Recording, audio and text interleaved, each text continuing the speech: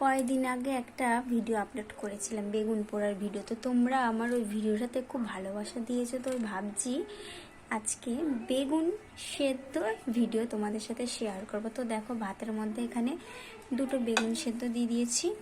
এবার চলো বেগুনটাকে এবার মাখাবো।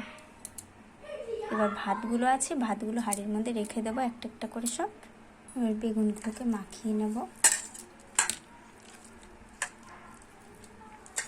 আর এখানে দেখো পেঁয়াজ কুচি নিয়েছি, আর নিয়েছি দুটো কাঁচা লঙ্কা।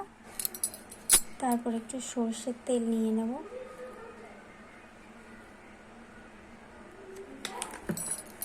আর দিয়ে দেব একটু নুন। তারপর সবগুলো একসাথে মাখিয়ে নেব।